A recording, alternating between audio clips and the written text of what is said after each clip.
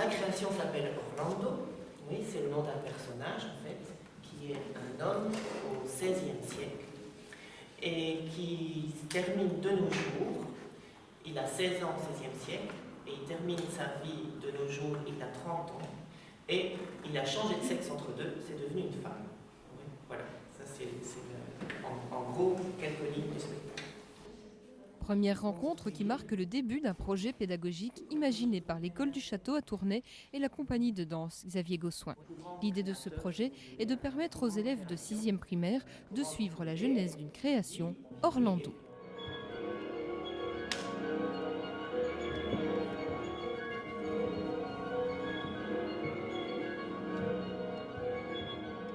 Je crois que c'est important de faire découvrir aux enfants la création d'un ballet et comment on le construit, comment on le vit et le vivre de l'intérieur. Moi, je crois que c'est ça qui est plus important, c'est faire découvrir aux enfants différents domaines artistiques. Ici, c'est le ballet. Moi, je compare ça un petit peu à un jeune enfant à qui on fait goûter les carottes, les chicons et tout ça, et qui à un moment donné fait son choix. Moi, ce qui m'énerve, c'est qu'un enfant puisse dire bon, je n'aime pas sans avoir vécu quelque chose. Donc, l'école est là pour justement apporter la culture aux enfants.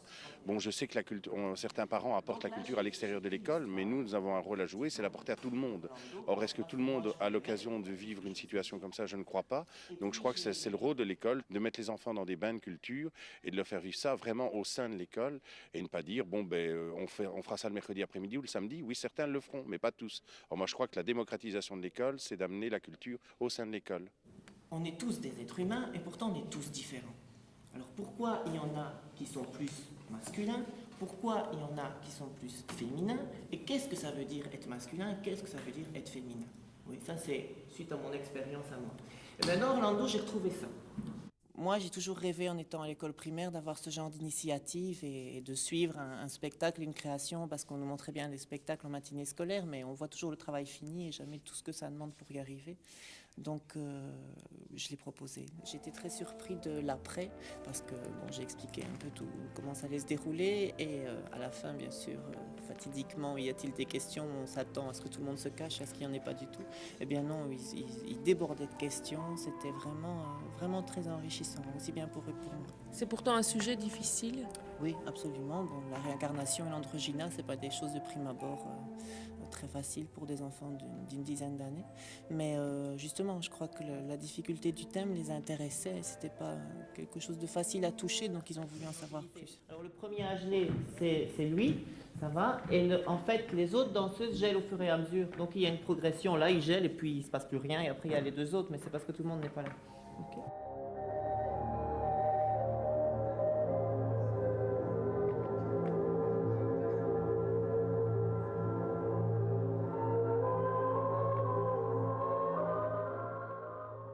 Orlando, personnage ambigu sorti de l'imagination de la romancière Virginia Woolf. Orlando androgyne qui traverse les siècles. Il ou elle a touché l'artiste au plus profond de lui.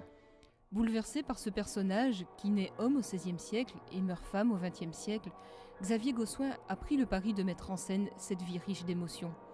Danseur, professeur, le chorégraphe est aussi artiste quand il s'engouffre dans l'âme et le corps de cet Orlando qui lui ressemble. À travers un spectacle de danse contemporaine, porté par des costumes anciens, les sentiments et les questionnements dévoilent la sensibilité du personnage. Pas à pas, au long de sa métamorphose, Xavier Gossuin met à nu un thème qui lui tient à cœur.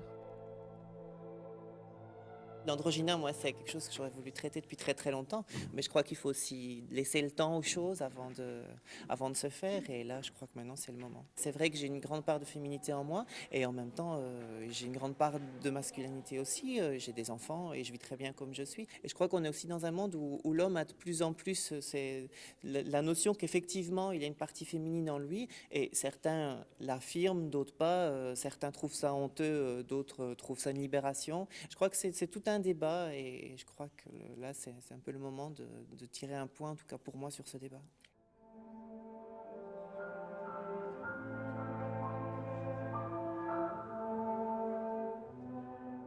C'est assez bien, mais il faut savoir comprendre. On vous a un peu expliqué au fur et à mesure ce que ça signifiait? Oui, plus ou moins. Ouais.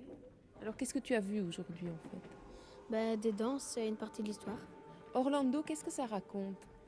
Une histoire d'un homme qui se transforme en femme au milieu de l'histoire et et qu'il y a beaucoup de difficultés.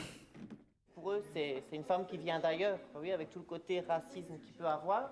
Et ensuite, on va découvrir Sacha et Orlando enlacés. Voilà. Ça se passe bien, en fait, ils étaient prévenus dès le départ que là, nous, c'est notre lieu de travail, donc ils sont là en tant qu'observateurs, et toutes les questions se font en dehors, après ou avant, mais pendant le travail, ils regardent et c'est tout. Bon, j'explique quand même un peu où on va et vers où on se dirige, mais ça se passe bien, ils sont assez calmes. Il va y avoir des séances aussi pour expliquer un peu comment on fabrique les costumes, les décors, et plus rentrer dans le pratique de la chose, parce que la danse reste toujours que des pas pour eux, et je crois que là, ça va mettre un peu plus d'animation.